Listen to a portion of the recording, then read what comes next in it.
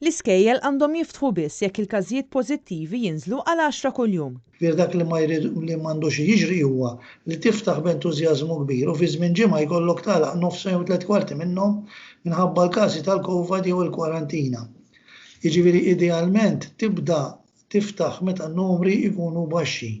Jiena rule of thumb mhux eżattament numru xjentifiku huwa 10 kuljum, ċoe l-Italja qed ikollhom bejn 1000 u 1200 kuljum, jiġifieri jammonta madwar 10 jew 12 kuljum.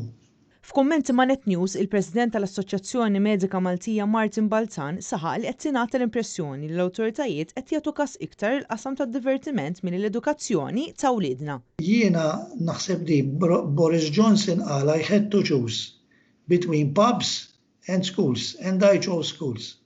Naħseb Malta aħna ddeċidejna li nażlu l-pubs mhux l-iskejjel, allura peress li hawn ħafna nies għadhom jiġru barra u mhux qed jobdu, in-numri għadhom għoljin.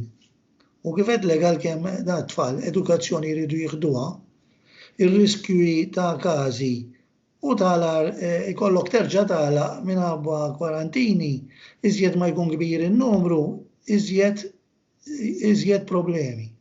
Martin Balzan qal li l-aktar ħaġa allarmanti f'dan kollu hija żieda ta' każi pożittivi fid-djar tal-anzjani. Il-fatt li ġew mill-homes in-nies anzjani, speċjalment l-over 80s, li żjed li tistenna komplikazzjonijiet mill-COVID. It-tabib Balzan qal li pajjiżna għandu jerġa' jitpoġġa f'emerġenza ta' saħħa medika.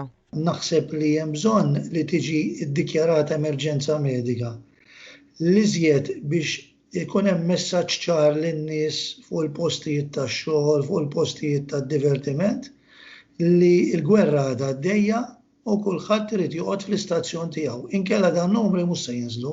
Marija Frankalanza għan Net News.